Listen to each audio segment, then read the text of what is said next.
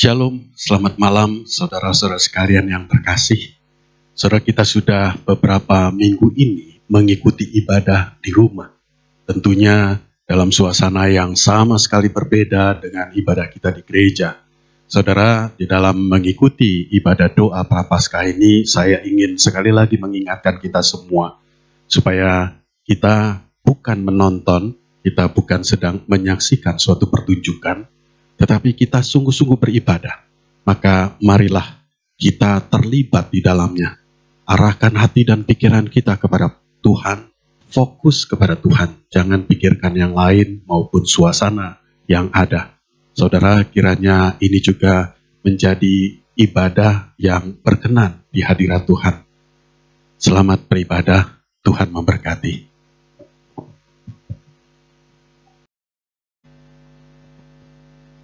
Shalom, selamat malam. Saya menyapa Bapak Ibu yang hari ini mengikuti ibadah di rumah masing-masing. Saya berharap kita masih bisa dengan semangat yang sama untuk mengikuti ibadah hari menjelang Prapaskah pada hari ini.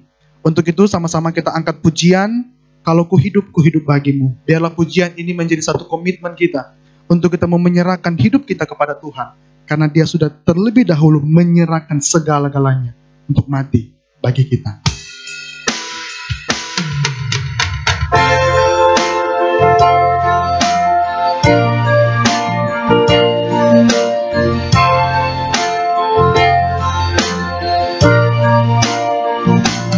Yesus, Kau kebenaran yang menyelamatkanku. Kau memberikanku hidup. Kau memberikanku hidup dan pengharapan. Kita mau ikut kehendak Tuhan. Ku ikut kehendak-Mu, ku perlu anugerah-Mu, ku nyatakan janjiku kepadamu. Bapak Ibu, mari kita mengangkat pujian kita, komitmen kita. Kita mau katakan kita mau hidup bagi Tuhan. Kalau ku hidup bagimu, ku hidup bagimu, hatiku tetap menyembahmu. Dunia tak bisa menjauhkanku dari kasih-Mu. Sekali lagi kita boleh mengatakan, aku mau hidup. Kalau ku hidup bagimu. Mataku tetap memandang-Mu. Dunia tak bisa menjauhkanku dari kasih-Mu. Bapak Ibu, kita mau angkat pujian ini dari awal kembali dengan bersungguh hati, dengan lebih bersemangat. Kita mau angkat pujian ini. Yesus, Kau kebenaranku, Dia yang menyelamatkanku. Yesus, Kau kebenaran yang menyelamatkanku. Kau memberikanku hidup. Kau memberikanku hidup dan pengharapan.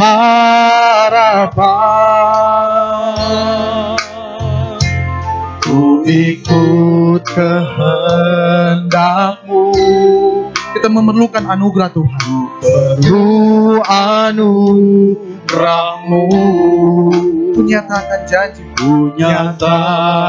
janjiku kepadamu. Sekali lagi kita boleh katakan kepada Tuhan, aku mau hidup untuk Tuhan.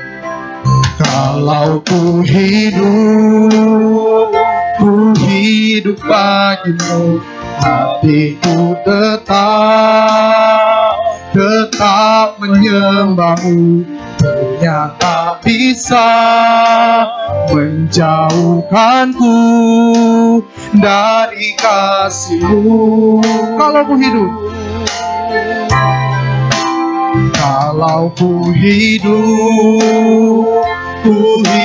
bagimu, Itu tetap memandangmu, dunia tak bisa menjauhkanku dari kasih-Mu. Bapak Ibu, sekali lagi ya, kita boleh mengatakan komitmen kita mau hidup untuk Tuhan. Kalau ku hidup bagimu, hatiku tetap menyembahmu, dunia tak bisa menjauhkanku dari kasih-Mu. Kalau ku hidup bagimu, mataku tetap memandangmu, dunia tak bisa menjauhkanku dari kasih-Mu. Dunia tak bisa menjauhkanku dari kasih Tuhan. Dunia tak bisa menjauhkanku dari kasih-Mu. Bapak Ibu, mari kita boleh mengambil waktu kita untuk berdoa. Mari kita berdoa.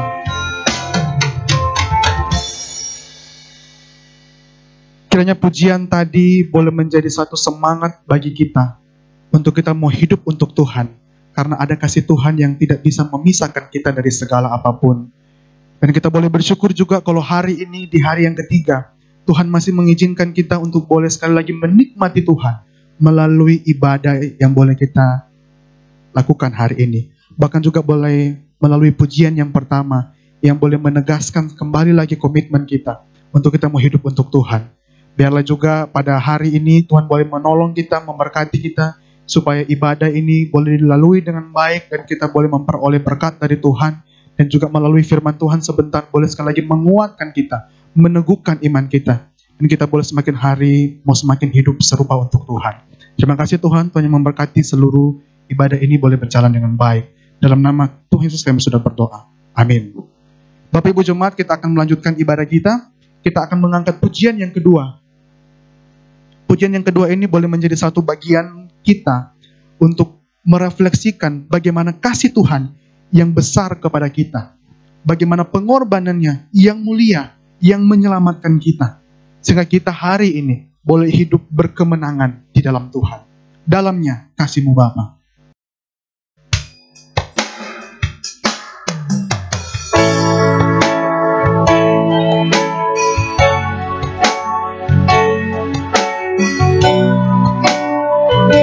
Dalamnya kasih Tuhan terlebih dari segalanya.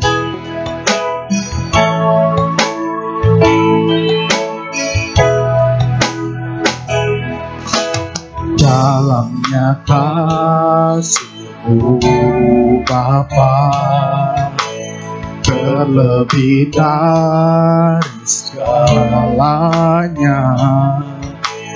Pengorbanan yang termulia selamatkanku dengan darah yang tercurah. Dengan darah yang tercurah, ampuni kita atas segala dosa kita. Ampuniku atas dosa. Ku bersujud kepadamu, oh Yesusku. Kau ku sembah, Kau yang terindah, pulihkanku dengan darah-Mu. Engkau ku sembah, Engkau ku sembah, Bapa mulia, seumur hidupku ku mau menyembah-Mu. Bapak Ibu, mari kita boleh mengangkat pujian ini. Kita boleh merasakan kasih Tuhan melalui pujian ini yang menegaskan dalamnya kasih Tuhan, sehingga Dia mau mengampuni kita, mau menyucikan kita. dalamnya kasih-Mu Bapa, terlebih dari segala, kita mau bersyukur karena pengorbanan Tuhan yang besar, pengorbanan yang termulia. Terima kasih Tuhan, karena Kau selamatkanku dengan darah yang tercurah, dengan darah yang tercurah. Ampuniku atas dosa, ku bersujud kepadamu, oh Yesusku. Mari kita mengangkat tangan, kita mau menyembah Dia. Engkau ku sembah, Kau yang terindah, yang terindah. Pulihkanku dengan darah-Mu. Engkau ku sembah, Engkau ku sembah, Bapa mulia. Seumur hidup kita, seumur hidupku, ku mau menyembah-Mu. Sekali lagi Bapak Ibu, kita boleh katakan bersama-sama, kita mau menyembah Tuhan. Engkau ku sembah, Engkau ku sembah, Kau yang terindah. Terima kasih Tuhan. Pulihkanku dengan darah-Mu, Engkau ku sembah, Bapa mulia. Jadi komitmen kita seumur hidup kita, ku mau menyembah-Mu. Sekali lagi kita boleh katakan, seumur hidup kita mau menyembah Tuhan. Seumur hidupku, ku mau menyembah-Mu. Kepada Guru Injil Michael, dipersilakan untuk menyampaikan firman Tuhan.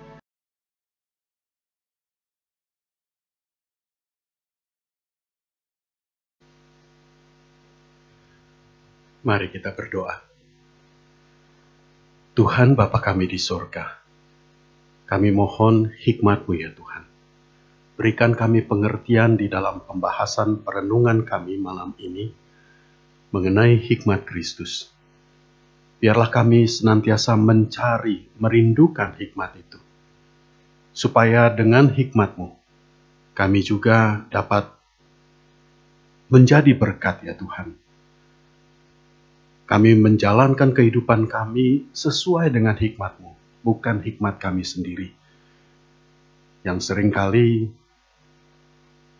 mengarah kepada pikiran-pikiran duniawi. Tuhan, biarlah hikmat-Mu senantiasa bekerja di dalam hati kami. Kami serahkan waktu ke depan ini ya Tuhan, kiranya Engkau menolong kami. Terima kasih Tuhan, di dalam nama Yesus kami berdoa. Amin. Saudara sekalian, Allah memberikan Salomo hikmat dan pengertian yang amat besar. Sehingga Alkitab mengatakan hikmatnya melebihi hikmat semua orang pada zamannya. Banyak orang dari berbagai negeri datang ke Israel untuk menyaksikan hikmat Salomo. Untuk membuktikan kebenaran apa yang dikatakan orang. Termasuk juga kitab 1 Raja-Raja 2 ayat 1-10 menceritakan tentang Ratu Sheba yang khusus jauh-jauh dari selatan datang ke Yerusalem untuk melihat sendiri hikmat Salomo. Saudara, dikatakan di sana bahwa setelah ratu ini datang, dia membuktikan sendiri, dia melihat istananya, dia melihat kota itu, dan di dalam istana itu dia melihat bagaimana perilaku pegawai-pegawainya, bagaimana pegawainya memberi salam, bagaimana pegawai itu melayani, dan seterusnya. Dan kemudian dia menilai bahwa sebetulnya apa yang dia dengar sebelum itu belum ada separuhnya dari kenyataan yang sebenarnya.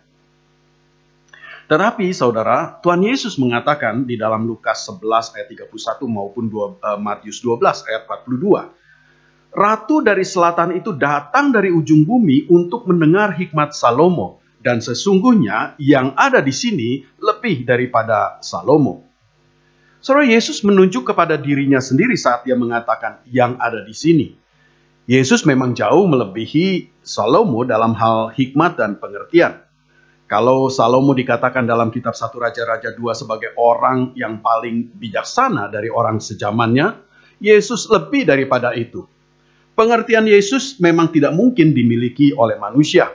Yohanes 2 ayat 24 sampai 25 mengatakan banyak orang menjadi percaya kepada Yesus setelah melihat mujizat-mujizat yang diadakannya. Tetapi Yesus tidak mempercayakan diri kepada mereka karena dia tahu apa yang ada di dalam hati mereka.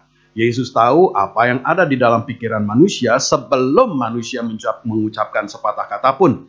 Tidak ada yang tersembunyi di dalam diri manusia yang tidak diketahuinya. Yesus tidak hanya mengetahui hal-hal yang tersembunyi pada hari ini, tetapi juga dia mengetahui hal-hal yang di masa lalu dan yang akan terjadi di masa depan. Saudara, kepada perempuan Samaria, Yesus memberitahu dia, menyatakan menyatakan kehidupan pernikahannya. Dikatakan bahwa perempuan itu sudah menikah berkali-kali, tetapi sekarang ini dia hidup bersama seorang lelaki yang bukan suaminya. Saudara, Yesus juga memberitahukan kepada murid-muridnya apa yang akan dihadapinya nanti di Yerusalem sebagai akhir pelayanannya. Yohanes melihat hikmat dan pengertian Yesus sebagai bagian dari kealahan Yesus yang nyata. Maka Injil Yohanes sangat menekankan kealahan Yesus. Sejak awal Injilnya, Yohanes menyatakan Yesus adalah firman Allah yang ada sejak kekal. Firman itu dikatakan bersama-sama dengan Allah dan firman itu adalah Allah. Tentu saja ketika para murid berada bersama-sama dengan Yesus, mereka tidak selalu melihat Yesus sebagai Allah. Karena Yesus juga manusia yang sejati. Bagaimana mereka dapat melihat Yesus itu Allah kalau Yesus ada begitu dekat dengan mereka? Mereka dapat memegang tangannya, bahkan memeluknya. Dan pasti murid-murid mereka juga mencium Yesus seperti yang dilakukan oleh Yudas di Taman Getsemani ketika dia mengkhianati Yesus.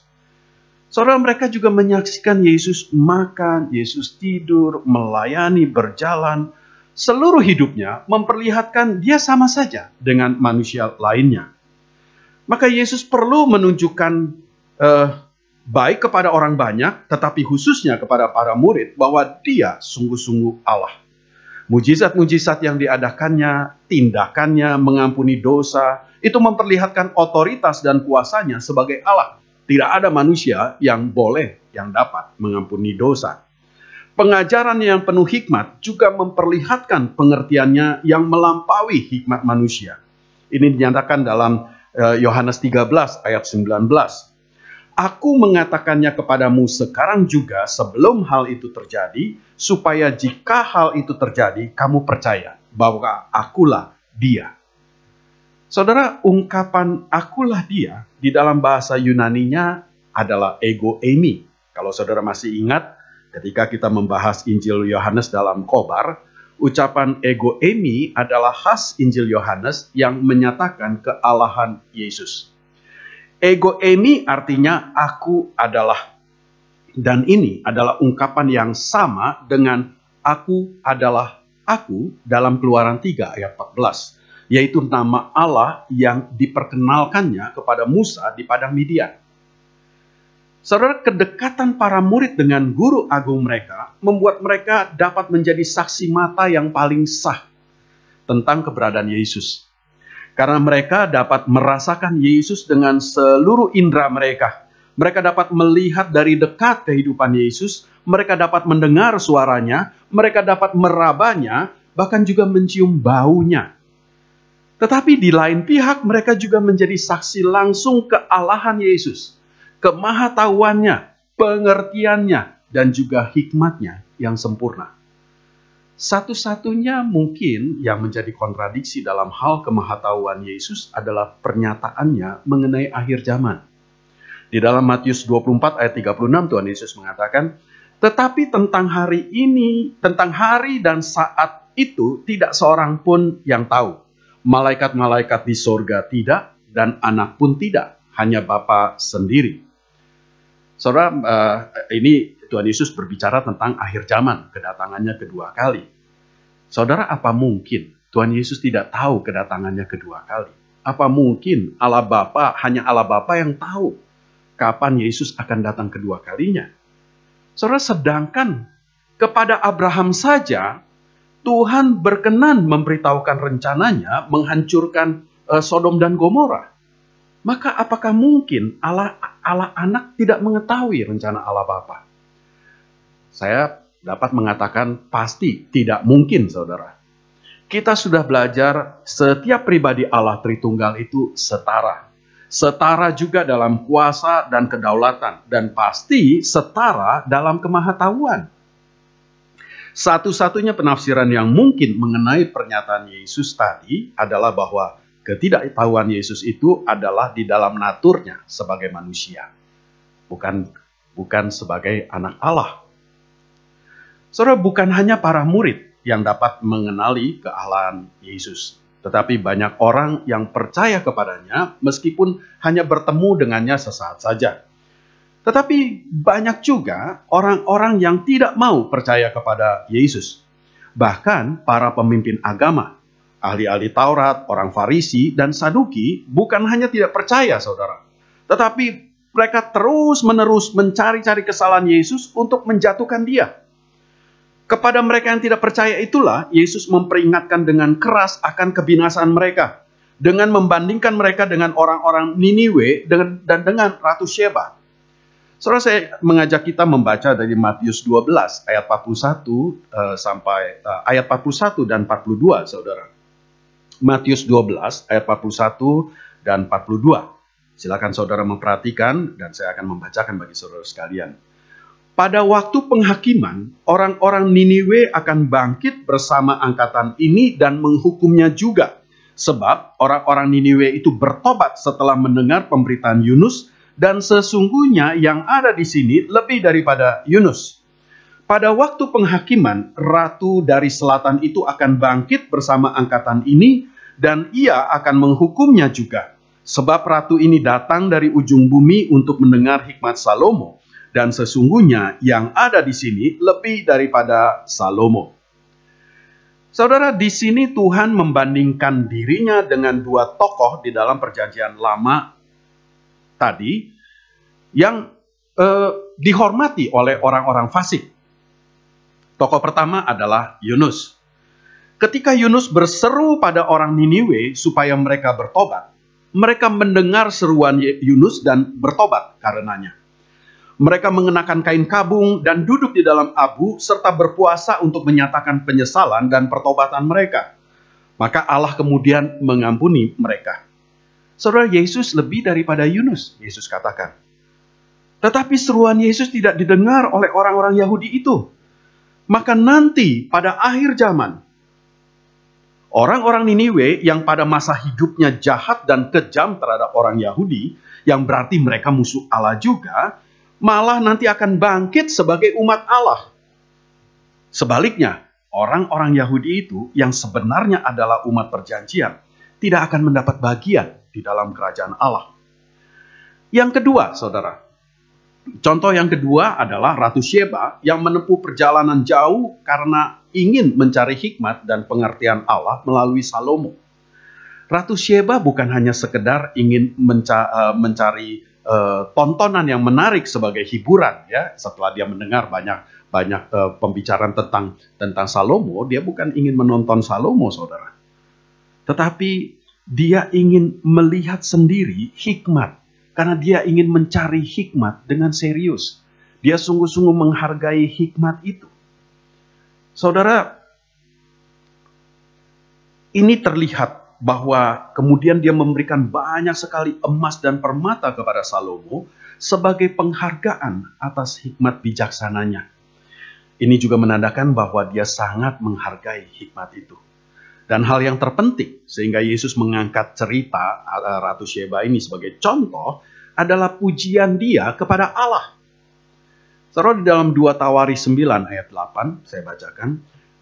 Ratu Syeba mengatakan kepada Salomo, "Terpujilah Tuhan Allahmu yang telah berkenan kepadamu sedemikian, sehingga ia mendudukan engkau di atas tatahnya sebagai raja untuk Tuhan Allahmu.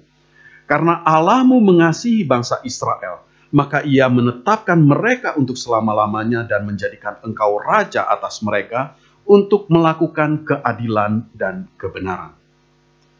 Saudara, sekali lagi, Ratu Syeba begitu menghargai hikmat Salomo.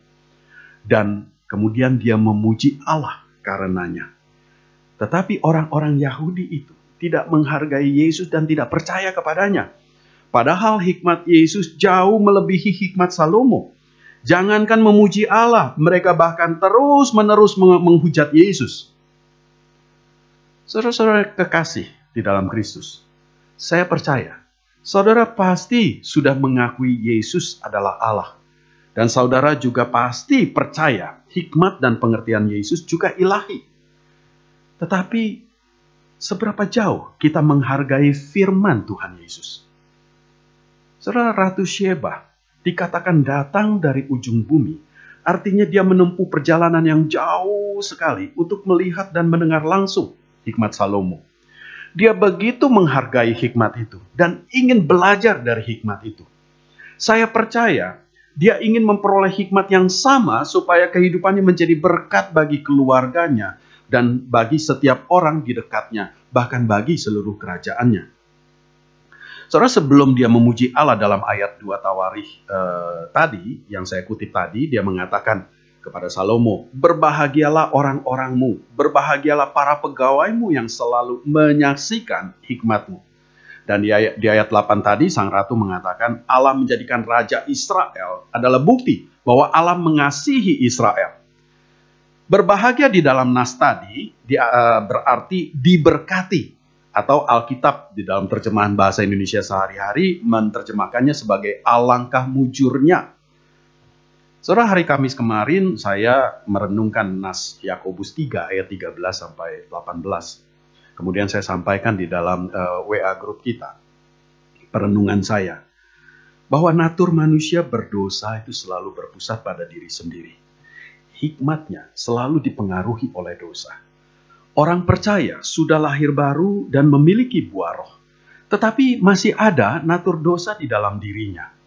Maka kita selalu membutuhkan hikmat dan pengertian dari Allah untuk menekan kecenderungan kita pada hikmat dunia.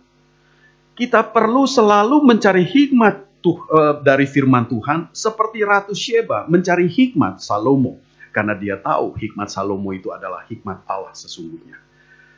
Maka saudara, sebuah him mengatakan dalam judul Tuhan Aku Perlu Setiap Waktu. Di dalam KPPK 321, saudara. Ada lagu ini. Saudara, di sana dikatakan, Tuhan, aku perlu setiap waktu. Aku perlu Engkau di dekatku. Aku perlu ajaranmu. Saudara, penulis lagu ini sungguh-sungguh merindukan firman Tuhan, merindukan keberadaan Tuhan, penyertaan Tuhan. Karena dia ingin mendapatkan hikmat dari Tuhan. Supaya dia jangan melakukan hidup di dalam hikmat dunia. Saudara, bagaimana dengan kita? Apakah kita senantiasa mencari hikmat Tuhan? Atau kita hidup seperti semaunya kita, apa yang kita pikir baik? Saudara, mari saya mengajak kita ambil waktu sejenak untuk berdiam diri. Mari kita renungkan bagaimana sikap kita terhadap firman Tuhan. Apakah kita merindukan firman Tuhan? Apakah kita menjadikan firman Tuhan sebagai pedoman hidup kita? Atau kita seperti kebanyakan orang, kita hidup apa adanya kita, semau kita. Hidup menurut apa yang baik menurut pikiran kita. Hidup menurut kesenangan kita. Menurut apa yang memuaskan hati kita. Saudara, mari kita renungkan hal ini. Mari, masing-masing pribadi saya ajak merenungkan ini sejenak, saudara sekalian.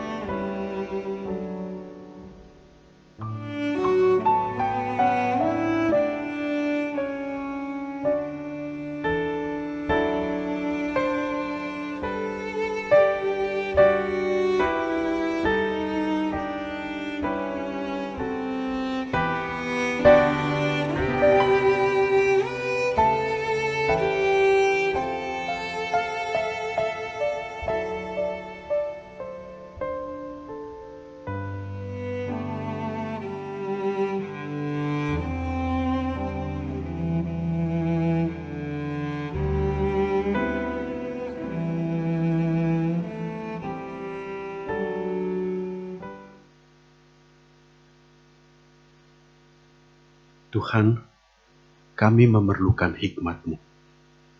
Engkau tahu isi hati dan pikiran kami ya Tuhan, yang seringkali cenderung kepada hikmat dunia.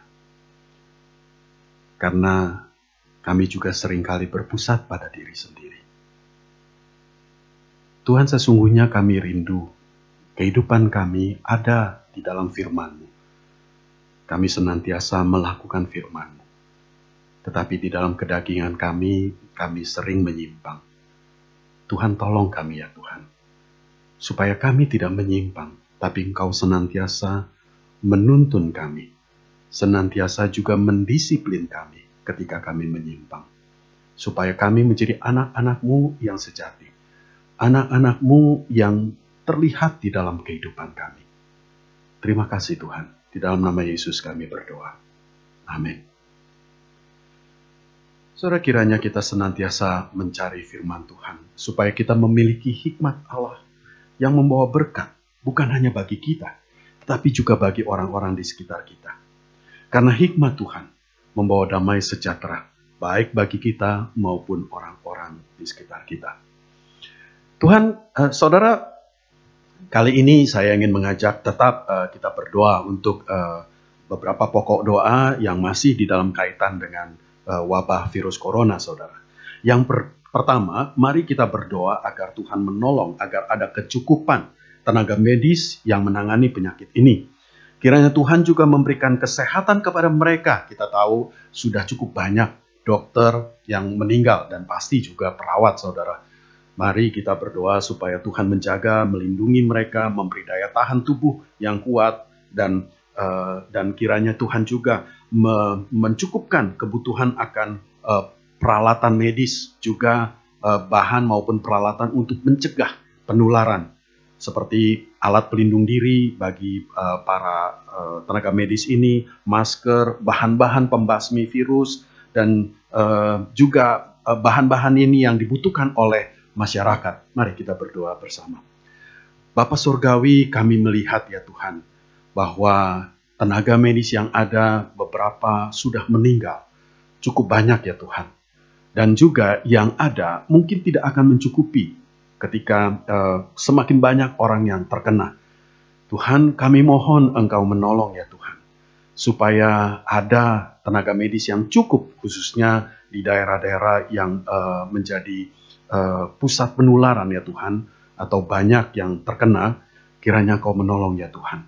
Dan Engkau juga memberikan kekuatan kepada mereka yang ada, yang berjuang menolong pasien-pasien supaya mereka dapat disembuhkan.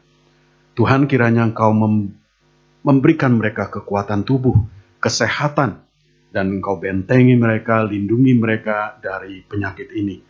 Tuhan, kami juga berdoa untuk kebutuhan akan peralatan medis ya Tuhan, yang dibutuhkan, obat-obatan, maupun juga alat-alat yang untuk melindungi diri, APD, masker, dan juga bahan-bahan untuk desinfektan maupun hand sanitizer dan sebagainya yang dibutuhkan untuk mencegah penularan yang lebih jauh. Tuhan, kami mohon campur tangan-Mu ya Tuhan. Kiranya semuanya tersedia dengan mudah dan masyarakat dapat menggunakannya ketika mereka berada di luar rumah, sehingga penularan tidak menjadi semakin meluas. Tuhan, kami serahkan kondisi situasi ini di dalam tangan kasih dan pemeliharaan-Mu. Di dalam nama Yesus kami berdoa. Amin. Saudara, yang kedua, mari kita berdoa untuk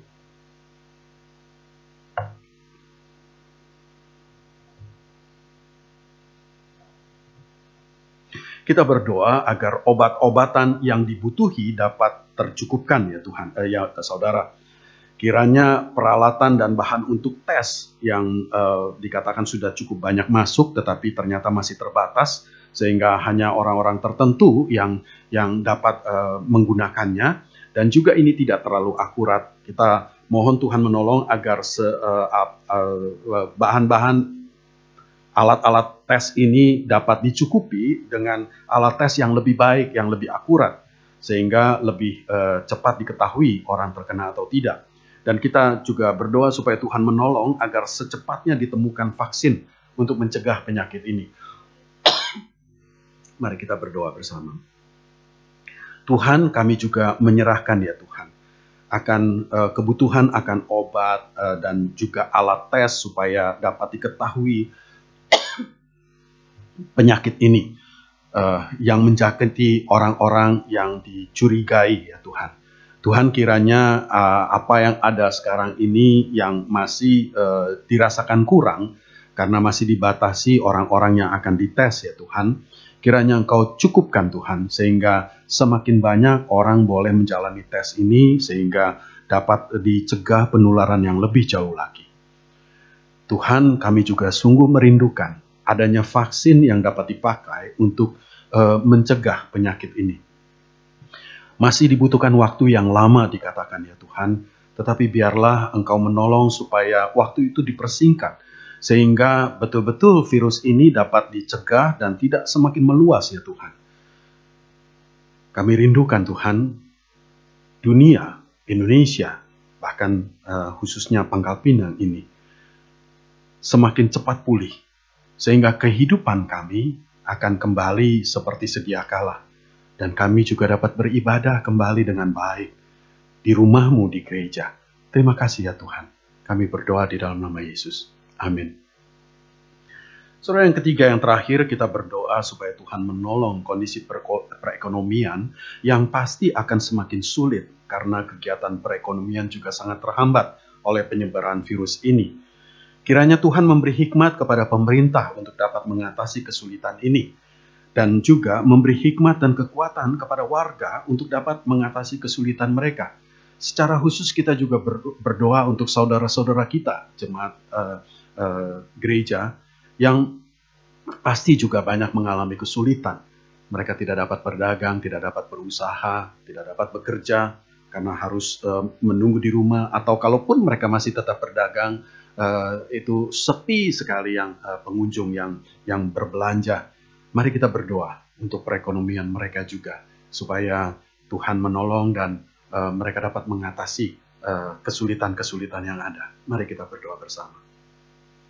Bapa Surgawi, kami juga menyerahkan ya Tuhan akan kondisi perekonomian yang pasti akan sulit sekali ya Tuhan. Karena dengan adanya himbauan untuk orang-orang berdiam di dalam rumah, maka mereka tidak bekerja. Atau kalaupun mereka bekerja, kalaupun mereka masih berusaha, usahanya juga terhambat karena tidak ada orang-orang yang membeli, tidak ada orang yang berkunjung. Tuhan, kami menyerahkan ya Tuhan akan kesulitan ini. Kami menyerahkan pemerintah.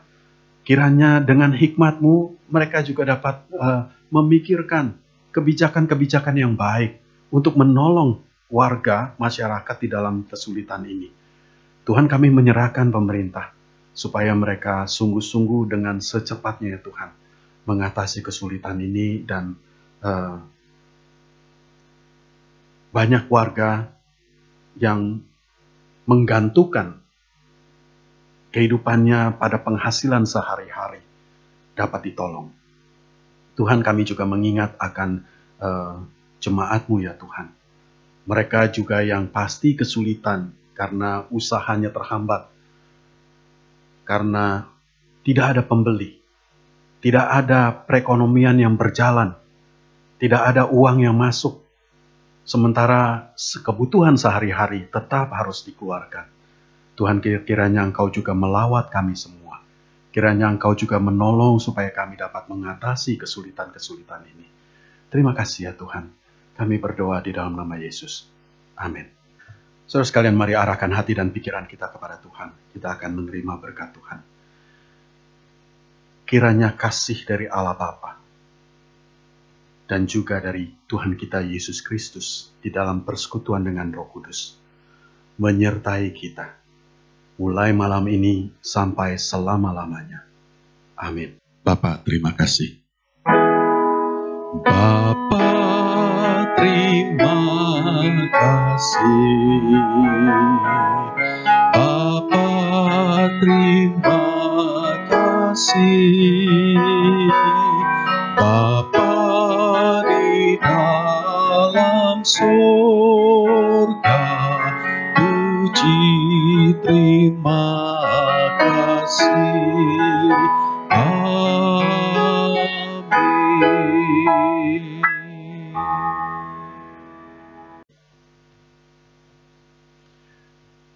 Silakan saat teduh, saudara sekalian, kiranya Tuhan memberkati kita.